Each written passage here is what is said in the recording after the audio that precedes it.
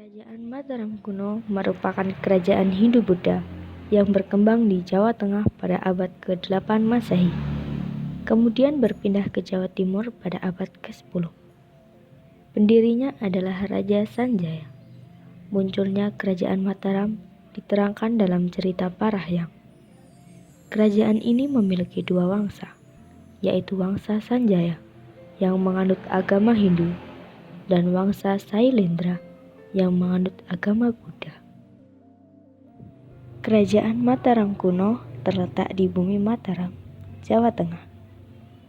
Daerah ini sangat subur karena berada di tengah-tengah Gunung Sindoro, Tangkuban Perahu, Sumbing, Merapi, Merbabu, Gunung Lawu, dan Pegunungan Sewu.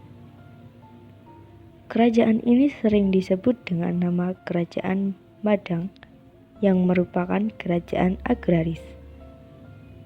Namun, perkiraan titik awal Kerajaan Mataram kuno terletak di desa Canggal atau berada di sebelah barat Magelang. Awal mula berdirinya Kerajaan Mataram. Kisahnya, dahulu kala ada sebuah kerajaan di Jawa Barat bernama Kerajaan Galuh. Rajanya bernama Sena. Suatu ketika, ia diserang oleh saudaranya ketika menghendaki tahta. Raja Sena meninggal dalam peristiwa tersebut, sementara saudara perempuannya, Sana, bersama keluarga raja yang lain, berhasil melarikan diri ke lereng Gunung Merapi. Anak Sana yang bernama Sanjaya, di kemudian hari mendirikan Kerajaan Mataram dengan ibu kota Medangri Pohpitu, tepatnya pada tahun 717 Masehi. Penyebab runtuhnya Kerajaan Mataram kuno yaitu banyaknya letusan berapi menyebabkan istana yang telah dibuat mengalami kerusakan. Adanya kekosongan jabatan di akhir kerajaan, keadaan ekonomi yang terus menurun, dan kekhawatiran akan kembalinya Kerajaan Sriwijaya untuk menyerang.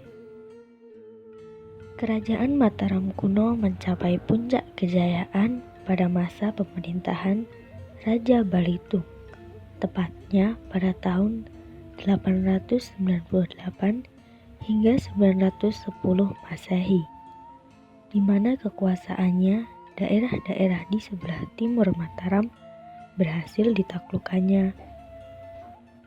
Oleh karena itu, daerah kekuasaan Mataram semakin luas, yang meliputi bagian Jawa Tengah sampai Malang, Jawa Timur.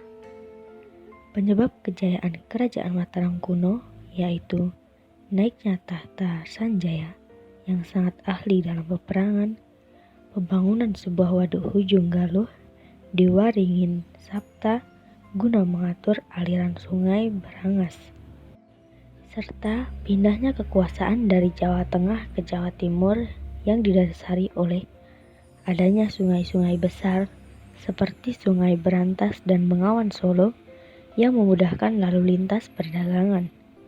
Adanya daratan rendah yang luas sehingga memungkinkan penanaman padi secara besar-besaran, serta lokasi Jawa Timur yang berdekatan dengan jalur perdagangan utama waktu itu, yaitu jalur perdagangan rempah-rempah dari Maluku ke Malaka. Kisah di balik Kerajaan Mataram. Semua itu bermula sejak Samaratungga meninggal dunia.